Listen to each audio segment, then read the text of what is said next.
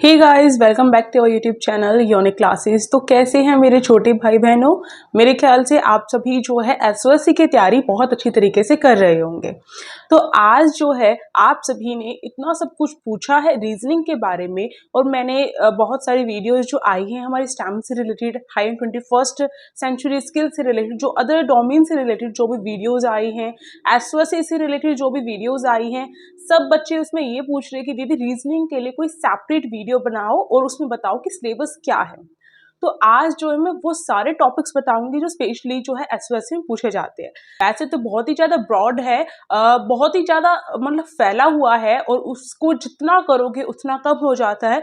किस लेवल के क्वेश्चन पूछे जाते हैं एसओएससी में, कौन से टॉपिक्स पूछे जाते हैं एसओएससी में, वो सब कुछ आज हम इस सेशन में जानने वाले हैं। तो सबसे पहले आप सभी से एक छोटा सा काम करवाऊंगी, उसमें आपके पैसे भी खर्च नहीं होने वाले हैं और दीदी के लिए एक हेल्प हो जाएगी।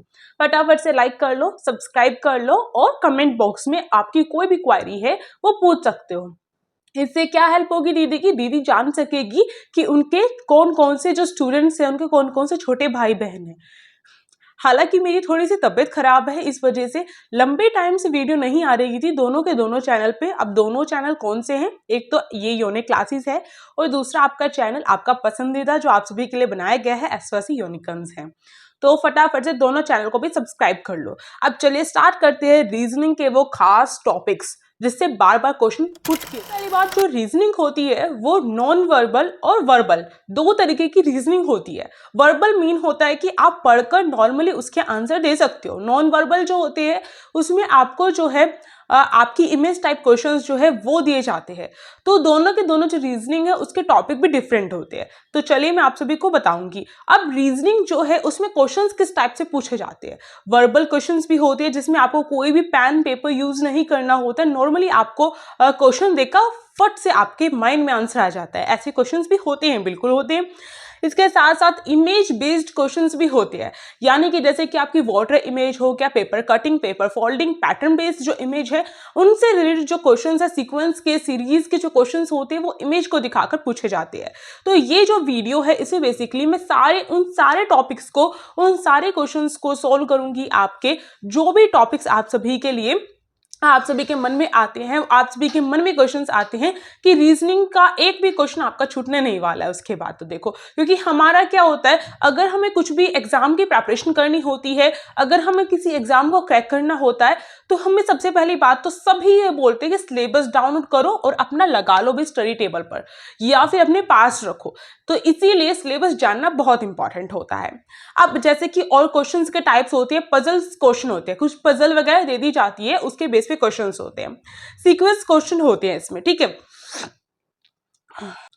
जैसे कि अगर मैं वर्बल रीजनिंग की बात करूं, अब मैं बताती हूँ आपको वर्बल रीजनिंग में कौन कौन से टॉपिक्स जो है एसओएससी में बार बार रिपीट किए जाते हैं और किन टॉपिक्स पे आपको ज्यादा ध्यान देना है। जैसे कि जो सीरीज होती है, चाहे वो अल्फाबेट सीरीज हो चाहे वो न्यूमेरिकल बेस्ड सीरीज हो, तो इसमें आपको अल्फाबेट सीरीज में जो है आपका कोडिंग डिकोडिंग टाइप, और इसके साथ साथ जो अल्फाबेट्स में जो गैप्स है उससे रिलेटेड जो क्वेश्चन है वो दे दिए जाते हैं। एक सीरीज बनती हुई चलती है, वही सीरीज फॉलो करके हमें उसका आंसर निकालना होता है।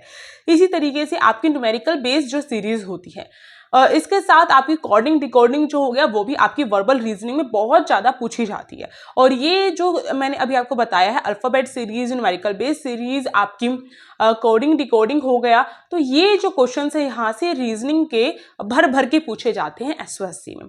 और रीजनिंग एक ऐसा सब्जेक्ट है, एक ऐसा उसमें पेपर में एक ऐसा पार्ट है जो आपका हर सेक्शन, हर किसी पेपर में जो एसओएससी के जितने भी डोमेन है उन सब के सेक्शन में ये इंक्लूड है। तो इस पे आप फोकस करेंगे, क्योंकि जर्नल पार्ट कह सकते हैं इसको हम, इस पे फोकस करेंगे। रीजनिंग इतना टफ भी नहीं होता है और इतना इजी भी नहीं होता है, इसमें मार्क्स हम गेन भी कर सकते हैं। और हाँ, कहीं ना कहीं गलती अगर हमने सोच लिया कि इसको बहुत आसानी से कर लेंगे, तो इसको हम जो है इसको हम गवा भी सकते हैं अपने मार्क्स को, तो ऐसा भी होता है। तो इसलिए बोल रही हूँ, ध्यान से आपको हर टॉपिक नोट डाउन करते हुए चलना है, क्योंकि एसओएससी कभी भी इसका डिटेल में सिलेबस नहीं देता है रीजनिंग का। बट हाँ, मैंने बच्चों से बात की है, मैंने उनसे पूछा है और इतना एक्सपीरियंस के साथ मैं बोल सकती हूँ, इतना लंबा टाइम हो चुका है मुझे एसओएससी की तैयारी करवाते हुए कि मैं आपको बता सकती हूँ कि कौन सा टॉपिक इंपॉर्टेंट है और कौन सा टॉपिक इंपॉर्टेंट नहीं है। इसी के साथ आपकी वर्बल जो रीजनिंग है उसमें जैसे ब्लड रिलेशन है, इसके क्वेश्चंस भी एक दो आपको देखने के लिए मिलते हैं। अब आप कहो कि एक दो इतने इंपॉर्टेंट क्यों हैं? क्योंकि एक क्वेश्चन 4 नंबर तक का हो जाता है एसओएससी में, इसलिए इंपॉर्टेंट है। और दूसरी बात ये कि अगर आपके रीजनिंग के 20-30 क्वेश्चन आ रहे हैं तो हर टॉपिक से अगर आपके एक दो क्वेश्चन भी पूछे जा रहे हैं तो वो आपके लिए इंपॉर्टेंट टॉपिक है। इसके साथ वर्बल रीजनिंग में कैलेंडर वगैरह टॉपिक भी होता है, बट एसओएससी में कैलेंडर से जो क्वेश्चन है इतने नहीं पूछे जाते हैं या फिर ना के बराबर क्वेश्चन पूछे जाते हैं। तो मेन फोकस हमारा उस पर रहेगा जिसपे एसओएससी का डिमांड ज्यादा है एसओएससी की। देखो, एक बात मेरे को याद आई, जैसे कि एक बारी मैं 12th क्लास में थी, जो मेरे टीचर ने बोला था, जैसे ही बोर्ड एग्जाम होते हैं तो उसकी प्रिपरेशन करते हैं, तो उन्होंने बोला था कि हमें जो है ना उस पर फोकस करना चाहिए जिसकी डिमांड ज्यादा हो मार्केट में। ये जो सब कुछ बोला था ना उन्होंने, ये एग्जाम से रिलेटेड बोला था उन्होंने कि डिमांड ज्यादा हो तभी तो आप सप्लाई कर पाएंगे। क्वेश्चन पूछा जा रहा है आपसे, सीरीज के क्वेश्चन पूछे जा रहे हैं अब आपसे, ठीक है, और आप करके बैठे हो कैलेंडर की प्रैक्टिस ज्यादा, तो आप सप्लाई किसकी कर पाओगे? कैलेंडर की क्वेश्चंस की। बट कैलेंडर के क्वेश्चन एग्जाम में नहीं पूछे जा रहे हैं, फिर क्या होगा? इसीलिए बोल रही हूँ, डिमांड पे फोकस करो। एसओएससी क्या चीज आपसे पूछता है बार बार, उस पर फोकस करो, तभी सप्लाई कर पाओगे। मेरी बात कैसी लगी और मेरी उन टीचर की बात कैसी लगी, फटाफट से कमेंट बॉक्स में बताना। इसी के साथ अगर मैं बताऊं एसओएससी की, मेरी अगर वॉइस में थोड़ी सी गड़बड़ लगे तो सॉरी, मैं मतलब बहुत ही मुश्किलों से वीडियो में बना रही हूँ। देखो भाई, जैसे बहुत सारे टॉपिक हो सकते हैं रीजनिंग के, सारे टॉपिक्स नहीं बताऊंगी। मैंने बोला आपको मुझे यूपीएससी, एसएससी या गवर्नमेंट एग्जाम की तैयारी नहीं करवानी है, मुझे आपको एसओएससी की तैयारी करवानी है, तो हम डिमांड पे फोकस करेंगे, ठीक है। जो भी क्वेश्चन मुझे लगेगा कि आ सकता है वही मैं आपको बताऊंगी। तो अब इसके साथ यहाँ मैंने लिस्ट बना रखी है जहां से मैं देखकर आपको बता दूं। डाटा इंटरप्रिटेशन टाइप क्वेश्चंस जो है ह्यूमैनिटीज के स्टूडेंट्स के लिए इंपॉर्टेंट हो जाते हैं, क्योंकि अलग से सेक्शन भी होता है। और साथ ही साथ जो नॉर्मल जो बच्चे जो दूसरे डोमेन के हैं उनके लिए भी इंपॉर्टेंट है। आपको एक पाई चार्ट देकर आपसे क्वेश्चन पुट आउट किया जा सकता है, आपसे जो है डाटा के अकॉर्डिंग भी क्वेश्चन पुट आउट किया जाता है, तो इसलिए उस पर भी थोड़ा सा फोकस करना पड़ेगा आपको, ठीक है। इसके साथ साथ आपके जो है स्टेटमेंट बेस्ड क्वेश्चन भी पूछे जा सकते हैं, तो थोड़ी सी स्टेटमेंट बेस्ड क्वेश्चन आने चाहिए आपको। और आपको डाइस इंपॉर्टेंट है, क्योंकि एसओएससी से पहले कौन सा था आपका, ये राजकीय प्रतिभा विकास विद्यालय था, तो उसमें आपका डाइस के क्वेश्चन पुट आउट किए जाते थे। तो सेम पैटर्न एसओएससी भी अपनाता है और उसमें भी आपके जो है डाइस के क्वेश्चन पुट आउट किए जाते हैं, ठीक है। डायरेक्शन के क्वेश्चन इतने इंपॉर्टेंट नहीं है, बट हाँ, मैं अपने स्टूडेंट्स को, मैं चाहे पेड क्लास देती हूँ चाहे नॉर्मल क्लास है, डायरेक्शन के क्वेश्चन करवाती हूँ, क्योंकि ये आपके लेवल के क्वेश्चन है। यहाँ से आपसे एक क्वेश्चन तो पूछा जा सकता है, तो इसलिए मैं ये नहीं कह सकती कि बिल्कुल 100% इनमें से पूछा जाएगा। हाँ, मैं नंबर सीरीज, कोडिंग, डिकोडिंग इनमें से बोल सकती हूँ कि 100% पूछा जाएगा। बट ये कुछ ऐसे टॉपिक्स हैं जो मैं आपको सजेस्ट कर रही हूँ कि करना चाहिए, क्योंकि इनकी भी डिमांड है भाई मार्केट में थोड़ी बहुत, तभी तो मैं बोल रही हूँ ना।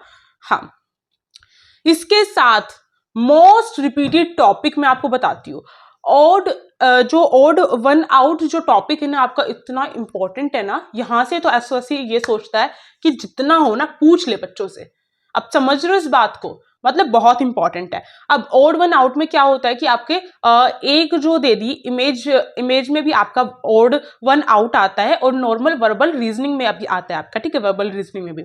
तो एक चीज दे दी वो सेम, चाहे वर्ड दे दिया उसका रिलेशन दूसरे से है, फिर आपको एक वर्ड दिया जाएगा उसका रिलेशन एज जैसे उन्होंने ऊपर वाले में दिया है वही सेम लगा के लॉजिक हमें निकालना पड़ेगा, ठीक है। और इसी तरीके से इमेज में भी होता है। तो ये भी क्वेश्चन जो है इंपॉर्टेंट है, और आपको पता है यूनिक क्लासेस आपको जो है क्लासेस प्रोवाइड करता है अपने यूट्यूब चैनल पर, तो प्लीज इसको सब्सक्राइब कर लो भाई, आप ही के फायदेमंद के लिए है, ओके। तो इसमें आपको क्वेश्चंस की प्रैक्टिस भरपूर करवाई जाती है। अब चलिए आगे चलते हैं। आपके जो मैं और अगर बताऊं, जैसे कि ये तो हो ही गया, ब्लड रिलेशन हो गया, डाइस हो गया, डायरेक्शन क्वेश्चन कैसे पुट आउट किए जाते हैं मैं थोड़ा सा आपको आइडिया दे देती हूँ। हर किसी क्वेश्चन का थोड़ा सा आइडिया देने की कोशिश करूंगी। देखो, डायरेक्शन में क्या होता है कि एक जैसे मैं हूं, मैं अपने घर से निकल रही हूँ, मुझे स्कूल तक जाना है।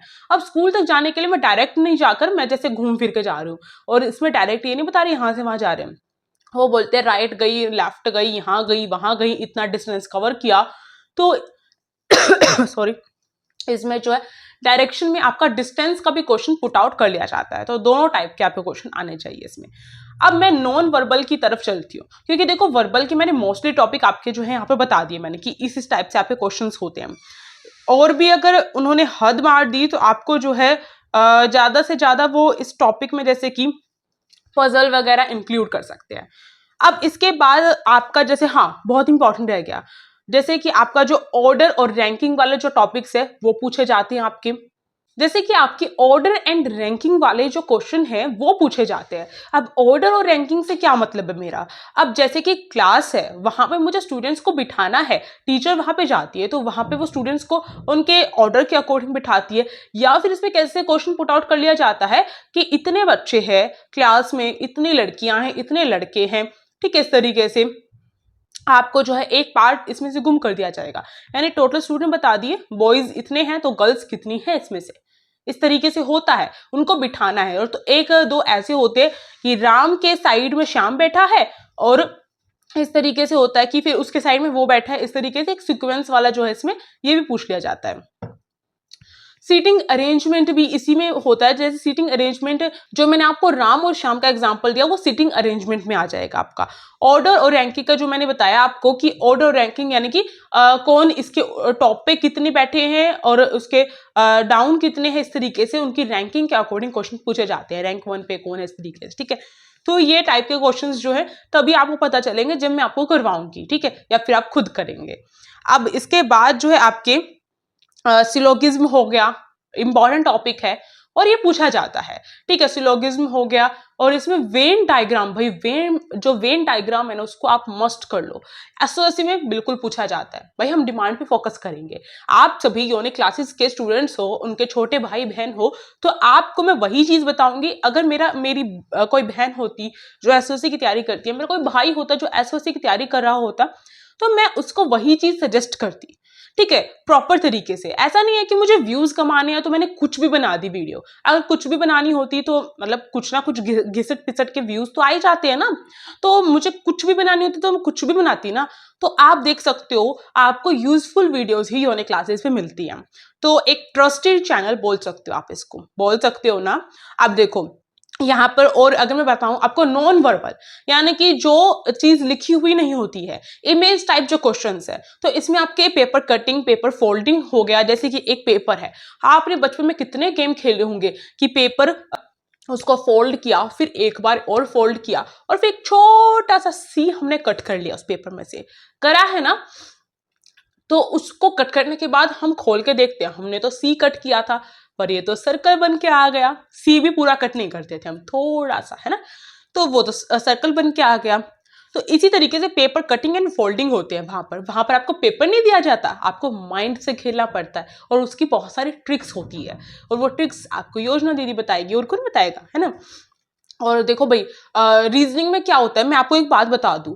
बच्चे क्या करते हैं, एक कंसेप्ट, हमारा एक माइंड ऐसा होता है कि हमारा माइंड कोई भी कंसेप्ट होता है ना उसको लेकर बैठ जाता है। और फिर अगर आपने गलत कंसेप्ट कहीं से सीख लिया ना, और आपको कोई सही कंसेप्ट समझाए भी गाना, तो भी आप गलती करोगे, बार बार करोगे। तो इसलिए बोल रही हूँ, प्लीज फोकस के साथ पढ़ाई करो। ऐसा नहीं है कि कहीं से कुछ भी करके बैठ गए आप, ठीक है। आपको सही वे में आपको सही ट्रिक्स पता होनी चाहिए। तो आप प्लीज जो सही से आपको करवाए ना उसी से करना आप, क्योंकि इसलिए बोल रही हूं मैं कि आपने कहीं और से कुछ भी समझ के बैठ गए, और फिर अगर मैं आपको जो बता रही हूं और उससे आपको इजी तरीके से निकल रहा है क्वेश्चन, भाई मेथड होते हैं इनके निकालने के। अब आप लॉन्ग तरीके से निकालोगे तो टाइम तो वेस्ट होगा। अब भाई मैं वो सारी ट्रिक्स आपको बताऊंगी जो मैंने खुद जो है सीखी है रीजनिंग की, वो भी छोटे मोटे उससे नहीं, कोचिंग सेंटर से। तो भाई उनकी तो वाहवाही होनी चाहिए ना। कोचिंग सेंटर जो है वो ऐसे कुछ तो नहीं बताएंगे ना।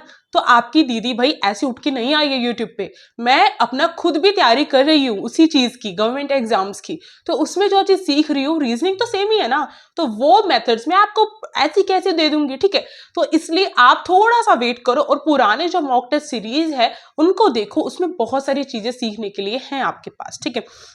पेपर कटिंग एंड फोल्डिंग मैंने आपको बता दिया। इसके साथ आपका जो है इसमें पैटर्न सीरीज आती है, इमेज को लेकर पैटर्न सीरीज होती है, उसकी सीक्वेंस भी पूछी जाती है, ठीक है, कि पहले एक जैसे एक स्क्वायर दे दिया, एक दिल यहाँ पर बना हुआ है, ठीक है, सर्कल नीचे के साइड है, अगले वाले में दे दिया कि दिल यहाँ से यहाँ पे नीचे आएगा, सर्कल इस साइड चला गया, इस तरीके से होता है। फिर सीक्वेंस में क्या आएगा, तो मैंने बहुत इजी चीज बता दी आपको, ठीक है, ये डिफिकल्ट करके भी आपसे पूछा जाता है। इसके साथ आपका यहाँ पर वाटर इमेज, हाँ भाई वाटर इमेज हो गया आपका, बहुत पूछा जाता है और उसमें मिस्टेक भी बहुत ज्यादा होती है, सिली टाइप क्वेश्चन हो जाते हैं जिसमें हम मिस्टेक करके आ जाते हैं, क्योंकि भाई ये क्वेश्चन ऐसे हैं जिसकी जितनी प्रैक्टिस करो, दिखने में इजी है तो देखने में कोई वो खिचड़ी नहीं है कि इसमें बहुत सारे क्वेश्चन है और हम ऐसे खाएंगे और हो जाएगा, नहीं भाई इतना आसान नहीं होता है, ठीक है। इसको जो है एक अच्छे वे में किस तरीके से हम जो है कवर करेंगे पूरे सिलेबस को और पूरी अच्छे तरीके से हम तैयारी करने वाले हैं। तो एसओएससी में जाना भाई सपना है तो उसको अपना बनाओ, सपना सपना ना रह जाए, ये सोने वाला ड्रीम मत रखो, ठीक है, ये सोने वाला ड्रीम मत रखो, इसको पूरा करके दिखाओ। तो हम एक बार फिर से बोलेंगे, यूनिक क्लासेस का नारा है एसओएससी हमारा है, और ये हम तब तक बोलेंगे तब तक हम एसओएससी में वो अचीवमेंट नहीं पा लेते हैं। तो thank you for watching this video. मैं आप सभी की प्यारी दीदी योजना दीदी, और मुझको सपोर्ट करने के लिए आप सभी सब्सक्राइब कर सकते हो मेरे इस यूट्यूब चैनल और दूसरे यूट्यूब चैनल एसओएससी यूनिकॉर्न्स को भी। Thank you.